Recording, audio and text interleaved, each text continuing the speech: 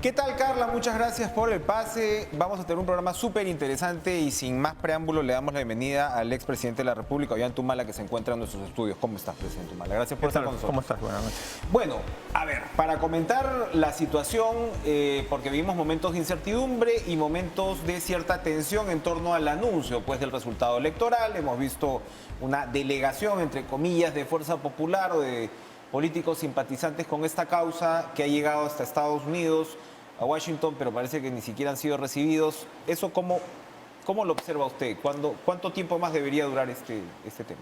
Bueno, yo lo observo con mucha preocupación. Yo creo que si el Jurado Nacional de Elecciones, con la autonomía que tiene, ya llega a la certeza de que aún dándole la razón en los casos que todavía tiene pendientes con el partido Fuerza Popular, no revertiría ya el resultado, creo que lo que tendría que hacer ya es proclamar a Pedro Castillo como presidente electo y por cuerdas separadas ir resolviendo las diligencias pendientes, de tal manera que el resultado de la elección ya la sabremos todos, eso le dará estabilidad al país y mientras tanto el resultado si le ganó por 40.000 o por 20.000, ya eso quedará en el anecdotario, ¿no? Pero así debiera manejarse esto de una vez.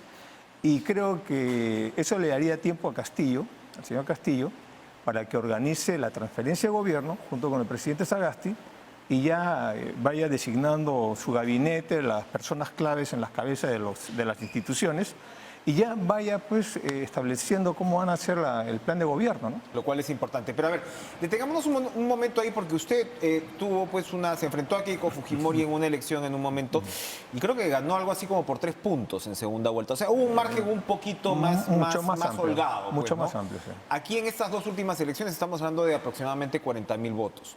Ya sabemos lo que pasó en la anterior. ¿Esta narrativa del fraude puede hacerle daño o puede inestabilizar este quinquenio que nos viene? Por supuesto. Esta duda que va a quedar entre algunos. Claro, está haciéndole daño al país, ¿no? Le está haciendo daño también a la legitimidad de Castillo, porque si bien él en una primera vuelta obtiene 19%, que es para liderar una primera vuelta es bajísimo, es histórico esto, ¿no? Él está llegando como invitado de un partido, pero que ha ganado, pero con todos estos cuestionamientos y hablar de fraude, ¿no? Al punto de ir hasta Washington, a la OEA, lo que está haciendo es que un sector de peruanos crean ingenuamente o crean realmente que Castillo llegaría a gobierno de una manera fraudulenta. Y eso le afecta la credibilidad. Ya de por sí, como te decía... Es débil. Es frágil, ¿no? Frágil porque tiene una serie de coyunturas que estamos viviendo ahora. Estamos viendo una 4ª legislatura en el Congreso. Entonces, sobre eso, sumarle un aire a fraude, lo que hace es debilitar al gobierno y debilitar las instituciones del país. Él efectivamente, como usted señala, va a tener que ahora armar su gabinete, darle una línea a su gobierno, que no la conocemos muy bien, ¿verdad? De eso quiero hablar en un minuto. Pero en lo inmediato, la preocupación central va por el lado en el país, por supuesto, de la pandemia. Entonces uno piensa, ¿no sería lógico, porque el gobierno de Sagasti ha dicho, los equipos se pueden quedar? ¿No sería lógico incluso de repente hasta ratificar al ministro de Salud hasta que termine el proceso de vacunación? Pregunto yo. ¿Usted qué haría en una situación como esta? Bueno, yo ya he tenido la experiencia y podría rápidamente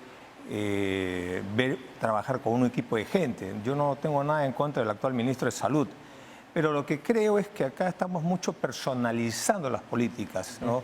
Y hemos llegado al extremo de crear el SAR anticorrupción, el SAR de la reconstrucción. Hablamos del señor Velarde como que es el zar de la política monetaria y eso debilita las instituciones. Acá el relevo de mando, el relevo de un gobierno a otro gobierno, no va a cambiar en nada porque no son las personas las que van a protagonizar el cambio, sino son las instituciones. O sea, la buena marcha hoy día de la salud... cómo le están pegando a las instituciones electorales, por ejemplo, ¿no? Sí, O sea, por eso yo puse un tuit, me parece el domingo o el lunes, defendiendo a las instituciones y también a la institución electoral. Pero la vacunación, la buena marcha ahora de la vacunación, obviamente obedece a una política del gobierno, del presidente, del ministro de Salud, pero sostenida en un sistema de vacunación con mucha experiencia y mucho respeto en Latinoamérica, que es el Que ha modelo, tenido el sistema grandes, peruano. efectivamente, momentos. El problema era que no llegaban las vacunas. El problema ha sido la gestión, que es distinto, ¿no? Entonces yo creo que hay que darle la libertad al señor Castillo para que elija a la gente que él crea conveniente y que no le digamos que si no pone al ministro de Salud y no lo lleva también al presidente Sagasti como un equipo, se cae el tema de la vacunación. Que si no pone al señor Velarde en el BCR, se cae la política monetaria. Ahí estamos tratando de presionar al señor Castillo y eso no debe pasar. Ahora, algo de presión está bien, ¿no? Porque en realidad también es cierto que no conocemos muy bien lo que está en la cabeza del señor Castillo. O sea, hay que también, digamos, reconocer esa parte. ¿Cómo observa usted a quien probablemente resulte ya el presidente electo? Bueno, mira, yo he tenido conversaciones telefónicas con el señor Castillo, ¿no? Y yo creo que es una persona que tiene buenas intenciones, pero claro, con buenas intenciones, como dice, está empedrado el camino al infierno también, ¿no? Yo creo que va a ser muy importante la visión que él tenga, ¿no? Por ejemplo, de toda esta experiencia que está viviendo, él debe tener una visión de su política de relacionamiento con el Congreso, teniendo en cuenta que tiene más de 70 y tantos congresistas que son básicamente, digamos, del bando contrario. Él va a estar en minoría. Por otro lado, tiene, por ejemplo, el comportamiento de los medios de comunicación, que nos han demostrado en esta campaña, como en la del 2011, que no se pueden autorregular. Entonces, él va a tener que dar medidas, por ejemplo, una ley, ¿no?, que regule los medios de comunicación. Él va a tener en política... Eso es peligroso, ¿ah? No, no es peligroso. Lo peligroso es lo que ha pasado ahora. Pero para empezar... Que lo he vivido yo en carne propia, Ya, pero... y que hoy día estamos viviendo todavía esta secuela, ¿no? Pero Humala ganó las elecciones igual y Castillo acaba de ganar las elecciones. Entonces, es decir, ¿para qué vas a regular los medios? Pero yo no... Todo el mercado, las fallas del mercado, el Estado, hay fallas en el mercado, pero el Estado tiene el rol regulatorio. ¿Y cómo regular los medios? Bueno, tendría que haber una ley, ¿no? Pero, digamos, dejémosle eso en el tema de agenda Castillo. Él verá qué hace. Tiene también que trabajar aprovechando todos los proyectos de infraestructura, de desarrollo que le dejó mi gobierno y que en este quinquenio no se han aprovechado, ¿no? Muchas obras, empezando, por ejemplo, con el Museo Nacional de Antropología, el MUNA, que está en Pachacama, que no lo terminan, ¿no? O el teleférico de Choquequirao, ¿no? El gasoducto surperuano, etcétera. Ahí tiene una cartera importante de proyectos, la línea 2 del metro, entre otros, ¿no? Lo otro que tiene que ver es política exterior, tiene que ver las reformas que tiene que hacer, sobre todo una reforma política que hoy día más que nunca nos demuestra que es necesario en el país para evitar que la política influya negativamente en la economía, ¿no? Yo creo que hay que separar estas dos. ¿Tiene la estructura Castillo para emprender todo esto? Se lo pregunto, insisto, porque, a ver, no es ningún misterio que el señor Castillo aparece a la vida pública hace un par de años como un sindicalista, su experiencia política es muy limitada. Hay quienes lo han comparado en un momento con Ollantumala, pero Ollantumala había tenido pues un par de agregadurías, había pasado por una candidatura, en fin, digamos, Además, había un recorrido, me parece un poco más público. No quiero de ninguna manera minimizar lo que pueda ser. Además, yo he sido funcionario público 25 exactamente, años, ¿no? En el ejército. Pero a lo que voy, ¿cómo Castillo debería procesar esto a partir, digamos, de repente del reconocimiento de que, a ver, de repente va a necesitar ayuda, ¿no? o asistencia con un equipo fuerte, me refiero? Bueno, yo por lo menos en estas conversaciones que hemos tenido lo he invitado a conversar otras reuniones para transmitirle mi experiencia, ¿no? Y creo que eso... ¿Y lo he visto a él receptivo, sí, curioso? Claro que sí, a él y al presidente del Partido Perú Libre, que es el partido de gobierno, claro. Pero, a ver, retrocedamos 5 años. ¿Qué decíamos de Kuczynski cuando llegó al gobierno? Que era muy experimentado. Y un gobierno de lujo. Y mira en qué terminó. Entonces, Pero digamos, con el Congreso que tenía al frente también, sin ánimos de, ¿no? Con el Congreso con Claro. una mayoría que usted no enfrentó, por ejemplo, a pesar de que tuvo tensiones con tuvimos un bloque fujiaprista con Alianza para el Progreso y otros partidos que se juntaron y al final nos quitaron la mesa directiva. Está No bien, fue la tan experiencia polarizado no es como garantía, entonces, según lo que usted me está diciendo, de un buen gobierno, por ese lado. ¿La qué? La experiencia no es garantía, entonces, de un buen gobierno. Castillo podría ser un buen gobierno. Yo creo que Castillo, cuando hablamos de experiencia, nadie tiene experiencia de haber gobernado antes, ¿no? Yo creo que lo importante acá es que Castillo sepa rodearse de una gente que no se aprovechen de él, ¿no? Y que no lo utilicen y en la primera se vayan. A mí me ha pasado en gobierno este tipo de cosas, ¿no? Y además, él debe ser consciente de que él es el que va a dictar la política general de gobierno. Eso es fundamental, ¿no? Entonces, la relación con los ministros tiene que ser una relación franca, una relación técnica y también política. Y eso es parte del arte de gobernar. Qué interesante.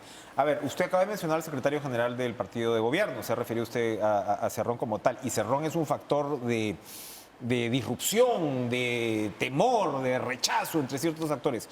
¿Cómo Castillo debería manejar esa relación?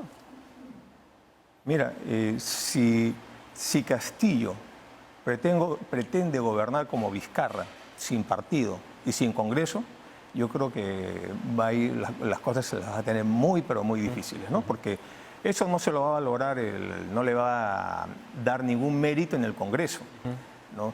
Lo que hemos aprendido en estos 5 años es que el presidente del gobierno debe tener una bancada, grande y pequeña. Lo ideal es que tenga una mayoría o que pueda formar una mayoría, porque si no, tranquilamente puede ser vacado en el primer año de gobierno, entrará la vicepresidenta y también la pueden vacar y terminaríamos con elecciones antes del 2026. O sea, repetiríamos la historia de este quinquenio que estamos terminando. Entonces esto quiere decir que la crisis que se inició con el gobierno de lujo no termina. No, definitivamente, este es el epílogo probablemente, o el nuevo, esperemos que sea el epílogo y no el nuevo capítulo, ¿verdad? ¿No? Una saga. Pero lo que me está diciendo es que Castillo va a necesitar de su bancada. Claro. Entonces yo creo que es un error político una separación de su bancada, ¿no? Y ahí tiene que hacer un esfuerzo de grandeza, tanto de Castillo como del partido y de Cerrón. Porque si esto se dinamita, como muchos están pidiendo, entonces el gobierno ya sería un gobierno con cuenta regresiva. Ahí la experiencia de Ollanta es bien interesante, porque usted, si bien no era un izquierdista estructural, como no lo es Castillo, creo, ¿no? Como Así no es. lo es Castillo, usted lo acaba de recordar, creo veladamente, entra en una alianza también con la izquierda, hay una ruptura en un momento. Entonces, el legado político de Ollanta Humala, ya estoy hablando de usted como en tercera persona, como a veces se hacía, su legado político. Gracias. Su legado político, digamos, es controversial. Usted, por supuesto, defiende sus récords y hemos hablado de los números de pobreza, en fin, de economía y todo, pero llega un momento en el cual, como de alguna manera, ni la izquierda ni la derecha se lo reconocen. Entonces, no sé si Castillo puede enfrentar una situación similar. ¿Cómo observa ahí esa postura? Claro, ¿no? nosotros hemos trabajado para los de abajo, más allá de izquierdas y derechas, por los de abajo. En segundo lugar, yo no he sido invitado en el partido. Yo he construido un partido. O sea, he sido el líder natural del partido. Usted subió ya con su partido. Claro, entonces en yo esa no estoy segunda de invitado en un partido, ¿no? En tercer lugar, hay que entender, porque a veces creemos de que hemos satanizado una hoja de ruta, lo que se llamó la hoja de ruta. Y eso es lo que debe entender también Castillo. Yo imagino que ya lo ha entendido porque ya creo que ha hecho como 3 hojas de ruta en la práctica, ¿no? El plan bicentenario. Sí, ¿no? y ha firmado una serie de acuerdos, ¿no? Una cosa es lo que él fue con su propuesta primigenia y solo obtuvo 19%, ¿no? Quiere decir que hay un 81% en teoría que no estaban de acuerdo con él o no estaban informados de eso. Para él haber logrado remontar el 50%, tiene que hacer una nueva propuesta. porque si no, no tendría legitimidad Ha tampoco. incorporado más del doble de lo que sacó en la Bueno, primera. claro, ¿no? Entonces, claro, ahí se junta, ahí ya es un análisis, ya Sí. el antivoto de cada uno de los Sí. candidatos, etcétera, ¿no? Pero, ¿cuál es lo que debe mandar para gobernar? ¿Con lo que obtuvo 19% o con lo que obtuvo 51%, más de 50%? El sentido común nos hace entender que él tiene que gobernar para la mayoría de los peruanos, para más del 50%, para los que votaron en la primera vuelta, para los que votaron en la segunda vuelta y para los que no votaron por él. ¿Cómo resuelve esa ecuación, no? O esa paradoja. ¿Cómo resuelve esa paradoja? Vámonos a la pausa y regresamos con el expresidente Ollantumala.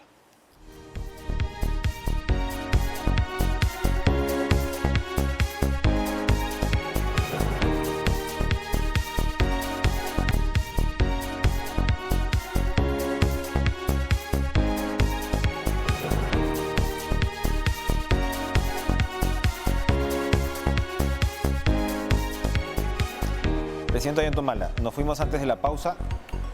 ¿Cómo se gobierna? ¿Cómo se gobierna en una situación con estas características, de una polarización tan marcada, de vamos a decirlo así, de un miedo a la izquierda o al comunismo, por decirlo de alguna forma, de un sector de la población concentrado sobre todo en Lima y, por supuesto, al mismo tiempo de una demanda de cambio, ¿no? O sea, ¿dónde está esa demanda de cambio? ¿Cómo cambias sin llevarte la estantería abajo?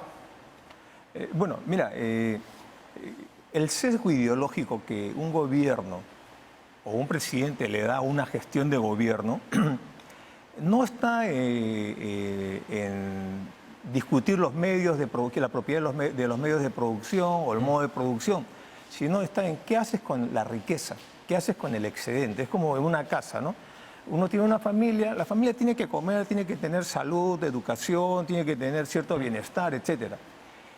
El sesgo ideológico uno lo imprime con el ahorro de la familia, ¿no? Es decir, ¿qué hago yo con el presupuesto general de la República? Esa es una propuesta política.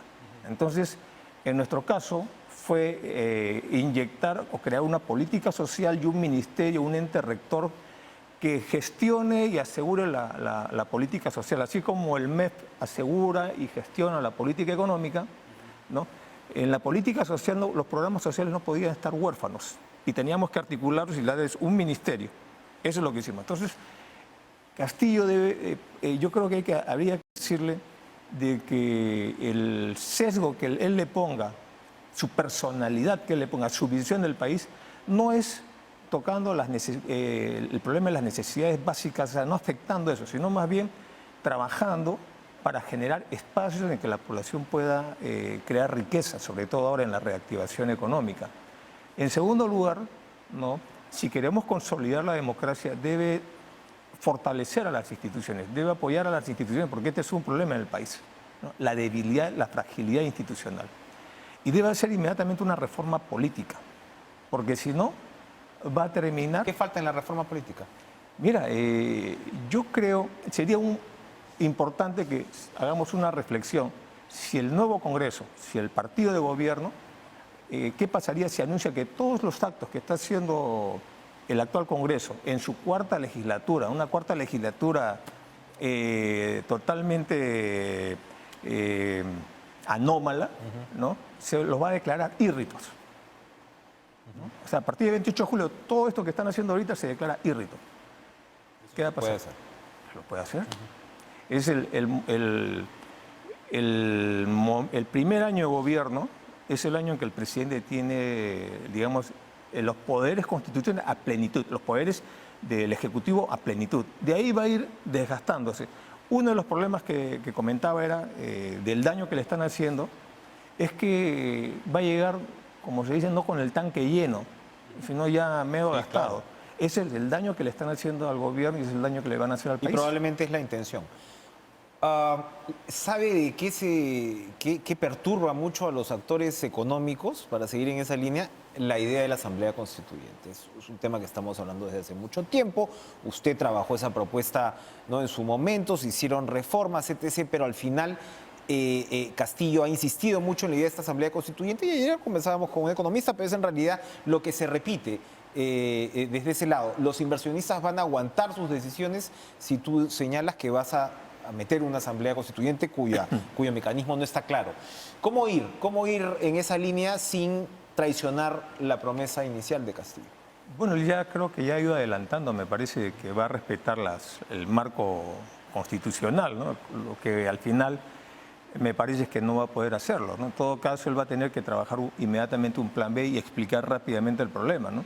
Por eso es que nosotros, después de la primera vuelta en el 2011, nos dimos cuenta que el tema de la Asamblea Constituyente no era un motor, un propulsor, sino me estaba deteniendo el crecimiento que yo tenía en la campaña electoral. Es decir, solo obtuve 32%, me parece, en la primera vuelta. Quiere decir que había por lo menos un 68 o 65%. Que no veía con buenos ojos. Que no lo veían con buenos ojos o estaban en contra, ¿no? Entonces, para poder remontar la segunda vuelta, tuve que hacer una hoja de ruta donde ya no estuvo el tema de la nueva Constitución. Fue una decisión pragmática, pero lo hice inmediatamente. Tal vez el problema acá es que en gran medida el plan de gobierno se basa en una asamblea constituyente.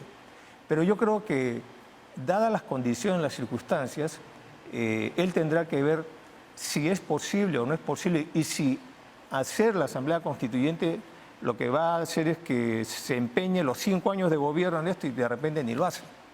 Entonces él también tiene que entender de que un gobierno tiene que resolver los problemas. Una vez que, como decimos los militares, una vez que sale el primer disparo en la batalla, ya el resto es conducción. Ya los planes iniciales tienen que someterse a la realidad. Ese primer año es fundamental para sentar bases de gobernabilidad.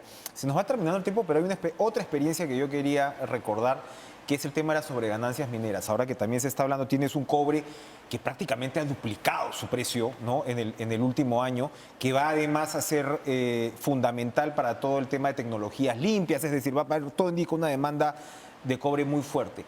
Usted aplicó las sobreganancias y con el tiempo también nos hemos ido olvidando de qué cosa pasó ahí exactamente y qué es lo que podría en todo caso aplicar Castillo. Ahora, ¿dónde está su espacio? Porque parece ser que hay una buena actitud por parte del sector minero de poder pues colaborar con bastante más, ¿no? Mira, nosotros revisamos los contratos de las empresas mineras y vimos que había un espacio que había sido camuflado por el óvulo minero, que en el quinquenio le dieron a García 2.500 millones de soles a razón de 500 millones por año. En el primer año que cobramos el impuesto a las sobreganancias, recaudamos 2.800 millones de soles, ¿no? Claro, el sector minero decía, nosotros vamos a dar, como hemos dado con García, no, esto tiene que estar reglamentado, ¿no? Lo que hoy día hay es un boom en el precio de los minerales que no responde al esfuerzo del minero, que responde a la dinámica, a la coyuntura, a la demanda, al crecimiento que hoy día China tiene proyectado de 8.5%, a la demanda que después de las vacunas, ¿no? Otra vez la economía está impulsándose, hay un alza, eso empuja el precio al alza, ¿no? de los minerales. Eso no es mérito de las mineras para que digan ellos, ese es mi esfuerzo, no. Entonces, esa sobreganancia tiene que redundar también en las arcas del Estado. No digo que el Estado se lleve todo, pero obviamente hay que compartirlo.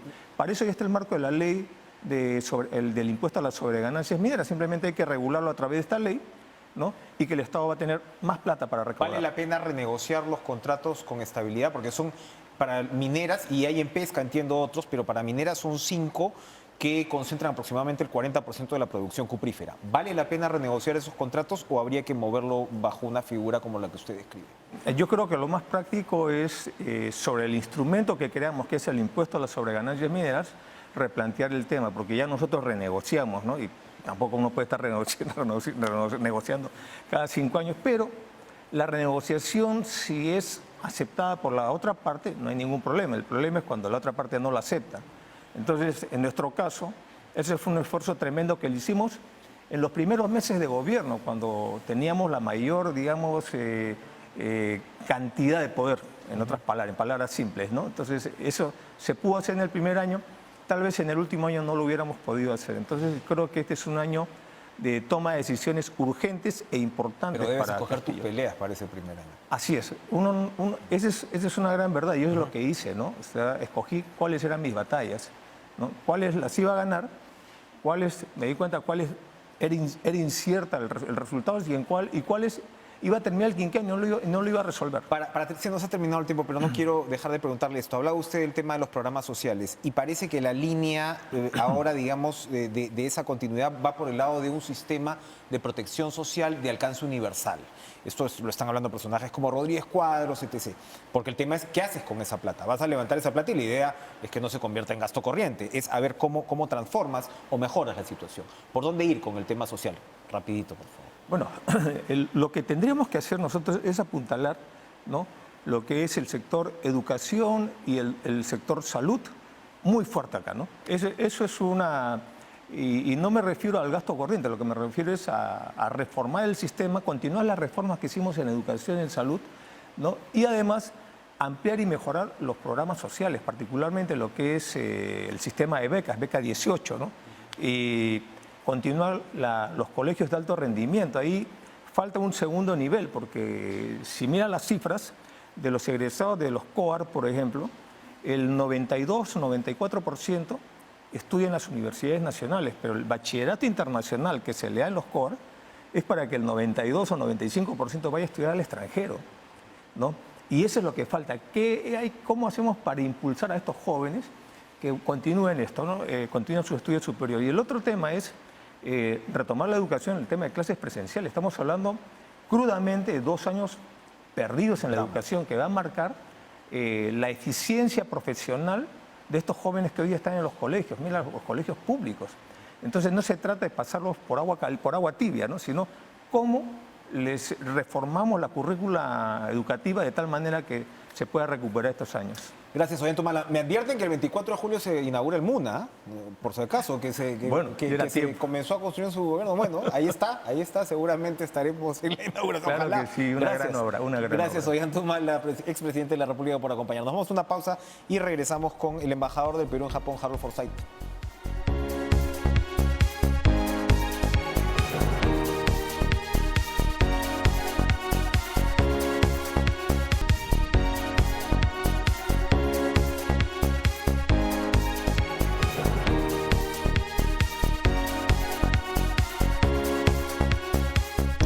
La bienvenida al embajador Harold Forsyth, aclaro, ex embajador en Japón, acaba de terminar su misión. Él, por supuesto, ha estado al frente también de las misiones en Colombia, Italia, China, Estados Unidos. ¿Cómo está, Harold? Buenas noches, gracias por estar con nosotros. Hola, ¿qué tal, Enrique? Buenas noches. Debe ser, ¿qué hora es en Tokio? No estoy en Tokio, estoy en Estados Unidos. Bueno. Son las 10:33 de la noche. Yo pensé que lo estábamos castigando entonces con la hora.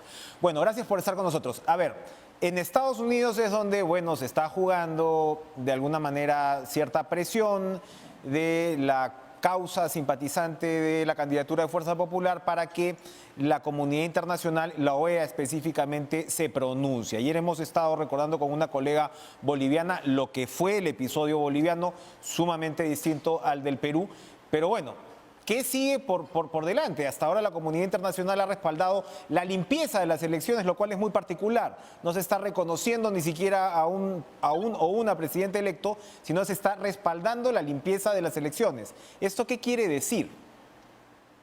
Lo que quiere decir es que eso refleja la verdad de los hechos.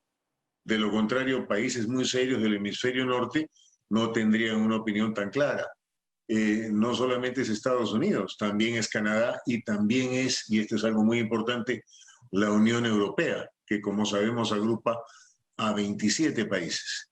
Lo que viene por delante, ¿qué es? Simplemente esperar que el Jurado Nacional de Elecciones muy próximamente proclame al ganador de estas elecciones y a partir de ahí crear las condiciones necesarias para una adecuada transferencia de poder. Lo que nos está diciendo la comunidad internacional entonces es nosotros, viendo lo que hemos visto, anunciamos que vamos a respetar la decisión que tome el organismo electoral con respecto a la proclamación del próximo presidente de la República. Eso es lo que nos está diciendo, a diferencia de lo que pasó en Bolivia, que antes de que ocurriera todo dijeron, oigan, aquí hemos visto irregularidades, ojo. En Bolivia el tema era muy complicado porque un candidato a la presidencia era precisamente el presidente de la República, Evo Morales. Entonces, siempre cuando eso ocurre, se generan suspicacias en la comunidad internacional por el eventual aprovechamiento del poder que pueda hacer un presidente que se encuentra en la plenitud del ejercicio del poder. Pero ese finalmente no fue el problema, sino un apagón informático que ocurrió en el momento menos pensado y al mismo tiempo gruesas anomalías que la misión de observación de la OEA, en este caso en Bolivia, detectó e informó rápidamente a la Secretaría General. Entonces se tomaron las acciones del caso. Pero en el caso del Perú, la misión de observadores de la OEA ha sido muy clara desde el comienzo. El proceso electoral fue de acuerdo con las normas previstas y se desarrolló democráticamente.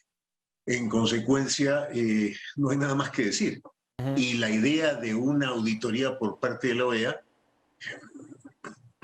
por decirlo menos, es un disparate que naturalmente no podría darse en la medida en que la propia misión de observación de la propia OEA señala que el proceso ha estado plenamente ajustado a derecho y de acuerdo con los estándares de una democracia representativa. Me imagino entonces que a la hora que la misión de observación emite, ¿no?, esta digamos, impresión, esto tiene que ver con, digamos, la reticencia del señor Almagro, secretario general de la OEA, de recibir a esta delegación. No tanto eso. La misión de observadores tiene que dar un informe el mismo día y ahí empieza a hacerlo. Y naturalmente eso es parte de su tarea fundamental, reportar eso al secretario general de la OEA. Pero el señor Luis Almagro, secretario general de la OEA, que es un hombre muy serio, él no podría, en razón de su cargo, recibir en la sede del organismo a una de las partes directamente involucradas, que es lo que se llama parte interesada. No podría hacerlo. Sobre todo tratándose de una segunda vuelta, porque de alguna manera podría interpretarse que toma partido u ofrece algún tipo de ventaja. Yo siempre pensé, y además lo dije, que el secretario general no iba a recibir a estos compatriotas que están participando de esa gestión en Estados Unidos, y efectivamente eso ha sucedido. No los ha recibido. Pero con eso no quiero echar más leña al fuego, porque los integrantes de esta misión son también mis amigos. En el caso específico de Montoya, del almirante Montoya, él y yo entramos a la misma clase cuando teníamos 5 años. En consecuencia, y cuando asumió el Comando Conjunto de la Fuerza Armada, yo mismo asistí a la ceremonia junto con otros compañeros del colegio. Entonces, este tipo de situaciones no deben vincularse con lo personal. La relación personal, la amistad debe estar por encima, no debemos echar más leña al fuego. No puede haber mayor diferencia entre el almirante Montoya y yo en cuanto a lo que pensamos. Sin duda alguna, es una diferencia gigantesca. Pero no echemos más leña al fuego para no generar mayores divisiones entre los peruanos. Dentro de poco habrá un resultado, y luego de un resultado electoral, todos tenemos la obligación de respetarlo y de mirar juntos el futuro y acabar naturalmente con estas divisiones que nos están haciendo tanto daño y pensar que somos un solo pueblo y una sola nación de cara al bicentenario. ¿Qué se puede esperar de la política exterior para el próximo gobierno? Siempre ha sido, por supuesto, importante la línea que sigue Torre Tagle. Esta ha sido básicamente, digamos, consistente, pero ahora pues hay evidentes diferencias de abordaje, o había diferencias de abordaje probablemente entre uno y otro grupo que han competido en las elecciones. Todavía no tenemos muy claro qué es lo que va a definir el señor Castillo al respecto, pero ¿qué se debería esperar de las líneas de política exterior del Perú? Bueno, ahí solamente podemos naturalmente especular, pero cabe imaginar que los lineamientos históricos, lo que se llaman los objetivos eternos de la política exterior de nuestro país, deberían mantenerse. Naturalmente somos un país con vocación de paz y somos un país con una profunda vocación latinoamericanista. Somos un país que cree a su vez en la acción multilateral. Pero también el presidente de la República es el jefe de la política exterior por mandato constitucional. En consecuencia, él tendrá todo el derecho de fijar sus propios lineamientos y la Cancillería tendrá la obligación de colaborar con él y darle la asesoría del caso. Hay que tener una cosa en cuenta, desgraciadamente, Enrique, estos 5 años que están afortunadamente pronto para terminar, han sido un desastre para la vida nacional.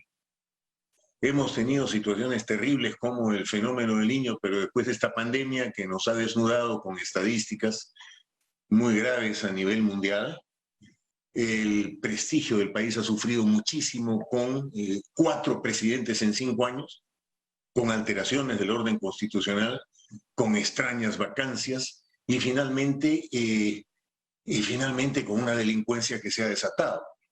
Esto ha impedido que en estos 5 años el Perú produzca política exterior. Entonces tenemos que venir de atrás, reconstruir la imagen internacional del país, que está muy alicaída, y volver a colocar al país en sus fueros, un país de prestigio capaz de mirar hacia adelante, porque venimos de una cultura de atrás. Entonces es mucho lo que podemos aportar a la comunidad internacional. Yo espero y deseo que el próximo presidente tenga esa visión muy clara. Ojalá la tenga. Esa visión, para ir redondeando, esa visión incluye un cambio constitucional. Desde su perspectiva, acabamos de hablar con el expresidente Ollanta, a quien usted conoce muy bien, que, digamos, él ve con cierta reticencia, explicó su propia experiencia con lo que fue una promesa de Asamblea Constituyente, de ahí se echó para atrás. Ahora Castillo ha insistido en esta línea, los agentes económicos lo ven con preocupación, hay otros que dicen que no sería prioridad, hay otros que dicen que sí, que la Constitución del 93 pues tiene una falla de origen que tiene que quedar atrás. ¿Cuál es su opinión al respecto? Bueno, evidentemente es interesante lo que dice el expresidente Humala, que embarcarnos en este momento en un tema de una constituyente puede tener costos políticos. El propio futuro presidente sabrá medir esos hechos y analizarlos en su justa dimensión, ¿no? No creo tampoco que el interés de nadie sea modificar de manera radical la enorme disciplina fiscal y financiera que ha caracterizado al Perú en los últimos años, ¿no? Y que naturalmente es un mérito enorme del presidente del Banco Central. Pero al mismo tiempo es real lo que has dicho. El origen de esta Constitución es espurio, ¿no? Esta Constitución es producto de un cuartelazo y jurídicamente también es una Constitución contrahecha, ¿no? No hay un solo jurista realmente serio que valore la Constitución desde el punto de vista estrictamente jurídico. Pero hay otras cosas que pesan más. Corresponderá al nuevo gobierno y al nuevo Congreso encontrar una salida de ese tema. Yo no quisiera opinar más porque naturalmente, como ya he dicho, mi interés no es echarle más leña al fuego en un momento de tensión y de disparidad entre los peruanos, cosa que debemos dar por superado cuanto antes. Se nos ha terminado el tiempo, Harold, pero en un minutito, Venezuela, Nicaragua y Cuba son claramente los 3 países que no están inscritos en una órbita democrática en el continente. El resto, en fin, podemos de repente discutir y demás. ¿Se podría cambiar el relacionamiento con estos países y con otros países que son democracias, pero que tienen algunos cuestionamientos con respecto precisamente al funcionamiento de estas instituciones en la política exterior? Nosotros históricamente hemos practicado el pluralismo ideológico. Tenemos relaciones con todos los países del mundo, somos muy abiertos en ese sentido. Con Cuba tenemos relaciones ininterrumpidas desde 1972 y con Nicaragua probablemente desde el siglo XIX, ¿no? Nunca se han interrumpido esas relaciones, ¿no? En el caso específico de Venezuela, hemos tenido relaciones históricas de hermandad, ¿no? Bolívar era venezolano, Sucre era venezolano y esos 2 personajes nos dieron la independencia. Lo que ocurre es que desde hace un par de años el Perú ha suspendido las relaciones diplomáticas con Venezuela y corresponderá al nuevo gobierno evaluar ese tema también de acuerdo a la evolución del proceso interno en Venezuela, que ojalá pueda reconducirse en términos democráticos, ¿no? Bien. Pero la vocación del Perú siempre será una vocación de país abierto. El Perú tiene incluso relaciones diplomáticas con Corea del Norte, Bueno, y como la tienen casi todos los países europeos. En consecuencia, de repente no sería una buena idea para nuestra política exterior alinearnos en tema de confrontaciones ideológicas que no se condicen con nuestra realidad ni con nuestras aspiraciones como sociedad. me queda claro. Harold Forsyth, embajador, muchas gracias por estar con nosotros esta noche. Encantado, Enrique, un placer. Vamos a continuar ahora. Le damos la bienvenida al magistrado del Tribunal Constitucional, Eloy Espinosa Saldaña. Hay varios temas en esta órbita y lo primero, ¿cómo está Eloy? Gracias por estar con nosotros. Lo primero... Enrique, es un placer estar en tu programa. Gracias. Es preguntar, a ver, esta discrepancia en torno a posible discrepancia, controversia en torno al resultado electoral, ¿podría en algún momento llegar al Tribunal Constitucional? Y si es así, ¿cuándo? Es complicado porque los tiempos electorales son muy cortos.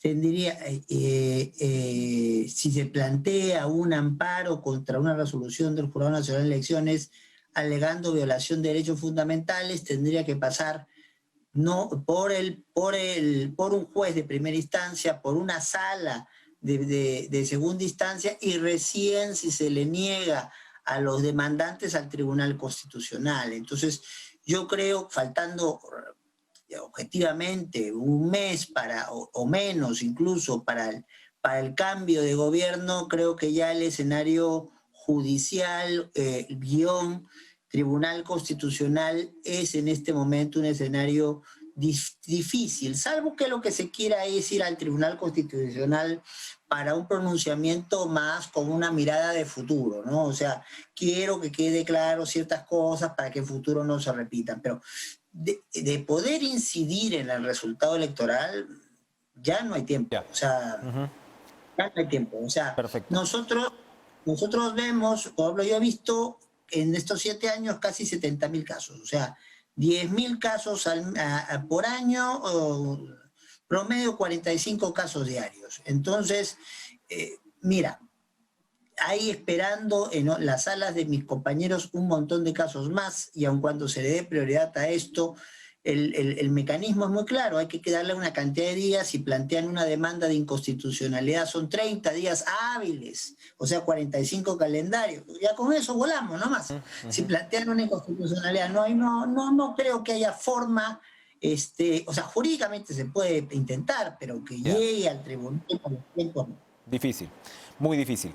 El Pleno, doctor Espinosa Saldaña, no ha aprobado la ley que interpreta la cuestión de confianza, que por supuesto ha sido un punto de controversia a lo largo de este quinquenio, ha tenido que ver con el Tribunal Constitucional y al final esto de alguna manera ha quedado abierto. ¿Es mejor que efectivamente el Pleno no haya interpretado esta restricción de la cuestión de confianza que tiene el Ejecutivo y que por supuesto es pues su bala de plata, como se dice? Bueno, es que en realidad nosotros ya nos pronunciamos al respecto. Entonces, lo que no hay que perder de vista es que el presidente de la República tiene iniciativa legislativa e iniciativa de reforma constitucional. Entonces, si tiene esa iniciativa y le quiere dar mayor fuerza, entonces la conclusión que llegamos, y siendo sus proyectos, cuando se presentan de trámite prioritario, no podríamos cerrarle el ejercicio de la competencia. O sea, la reforma constitucional no la hace el gobierno, pero el gobierno sí puede proponer reformas constitucionales. Basta con ver con el artículo de iniciativa de reforma constitucional, y no solo el presidente, sino hasta un grupo de ciudadanos puede presentar una reforma constitucional. Lo que preocupa, y me imagino mucho si yo fuera congresista, es que claro, con eso, siendo 2 denegatorias de confianza, el gatillo para plantear una disolución del Congreso, visto de esa perspectiva, al Congreso le debe preocupar. Pero lo que nosotros no podemos hacer es quitarle a alguien un derecho que ya le da la Constitución. O sea, ya la Constitución le da al presidente la posibilidad de iniciativa de reforma constitucional e incluso con tratamiento preferente a cualquier otra cosa que se proponga en el Congreso. Las propuestas del gobierno se discuten antes que cualquier otra cosa que llegue al Congreso. Eso lo dice la misma Constitución. Bien. Entonces, no hay más mucho juego, por más preocupación que haya. Entonces ya el tribunal fijó opinión sobre eso hace un tiempito. Hay una demanda de inconstitucionalidad contra la cuarta legislatura, donde se están discutiendo temas importantísimos, ¿no? Como retorno a la bicameralidad, reelección de alcaldes, etcétera. Es una demanda de inconstitucionalidad que va a tener que resolverla el Tribunal Constitucional. ¿Qué pasaría si es que el Tribunal Constitucional dice sí, efectivamente es inconstitucional esta cuarta legislatura? ¿Todos los actos quedan inválidos? ¿Las decisiones quedan inválidas? Vamos por partes. En primer lugar, llegó la demanda, se fijó ponente, se habilitó la admisibilidad y se ha corrido traslado al Congreso. El Congreso tiene otra vez plazo que para mí es demasiado largo, pero no ha habido modificación y esa modificación no la hacemos nosotros, la tiene que hacer el Congreso. Entonces son 30 días hábiles para contestar. Entonces nosotros todavía no tenemos una contestación del Congreso. No sabemos qué va a alegar el Congreso para poder justificar esta cuarta legislatura. Entonces, apenas llegue eso, convocaremos una audiencia, escucharemos a las dos partes, escucharemos si hay expertos que se ofrecen, como lo que llaman los amigos de los jueces, escucharemos lo que tenga cada cual que decir y ahí resolveremos. Pero me temo que por los plazos ya nos va a tocar resolver si es que estamos en el tribunal nosotros y no hemos sido cambiados por otros magistrados o magistradas, ya esto sería para resolverlo pasando julio, porque si el Congreso tiene hasta la mitad del mes de julio para poder contestar, si tienen que dejar 3 días para notificar a las partes, entonces ya estamos casi tocando campanas de 28. O sea, nosotros si resolveríamos, si estuviéramos en el cargo con las justas antes que termine el gobierno de Sagasti, pero ya cuando la cuarta legislatura está prácticamente terminada. Entonces, ese es el problema de plantear plazos muy largos para resolver conflictos políticos de manera jurídica.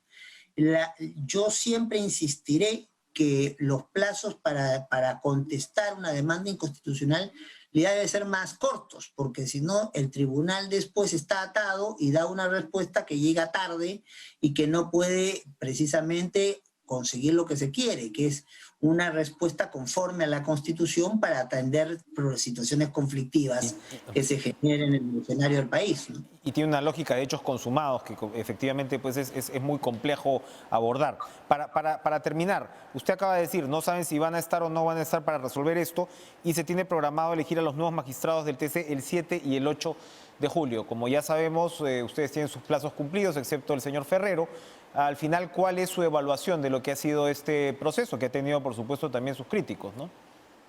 Bueno, hay cosas en las cuales, siendo yo parte de alguna manera interesada, que conste que nosotros 6 meses antes que venciera nuestro plazo le informamos al Congreso, oiga, convoque las elecciones, y siempre hemos insistido en cuanto discurso oficial ha habido en eso. O sea, no tenemos ninguna intención de quedarnos más allá de lo que corresponde, es un honor, y sobre todo para mí que dice que he sido el más joven en toda la historia de la institución en sus 25 años en llegar a esto.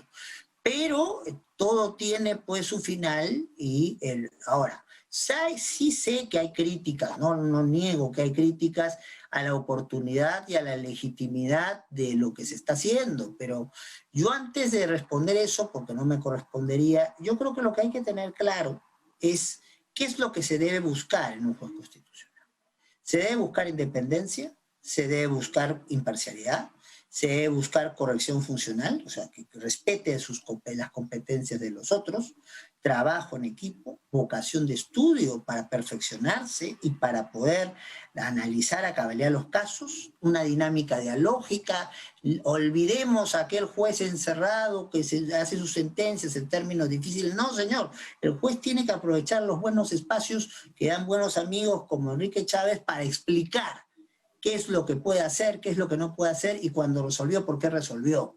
Entonces, y sobre todo, un compromiso sostenido e inquebrantable con la defensa de valores democráticos y constitucionales. Importante, Si sí.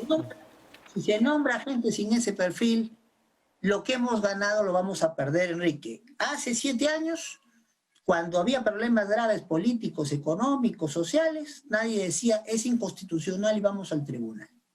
Ese posicionamiento del tribunal, yo escuchaba a Harold Foster, tiene razón, ha habido muchos problemas, pero hubiera habido muchísimos más problemas si en ese quinquenio no hubiéramos tenido un tribunal como que se ha posicionado como se ha posicionado en su composición actual. Ojalá, si somos reemplazados, que los que vengan sigan esta línea de trabajo. Si son reemplazados, doctor Espinosa Saldaña, ¿el relevo es inmediato? Siempre toma unos días para que pueda, porque les tienen que dar el Congreso, a nosotros por lo menos hizo una ceremonia para entregarle credenciales, nosotros tenemos que hacer entrega, si salimos, entrega de cargo, desde expedientes, bueno, yo no estoy dejando ningún expediente pendiente, yo estoy dejando todo suelto, pero hay gente que sí tiene Es algunos días. Sí, y son unos días, a lo más unos 10 días, ya. Una cosa así. Perfecto. Doctor Eloy Espinosa Saldaña, muchas gracias por estar con nosotros en Cara a Cara y compartir, por supuesto, estas reflexiones en este momento complejo, de todas maneras, de labor parlamentaria que hay que seguir muy de cerca. Vamos a ir a una pausa y regresamos con lo último.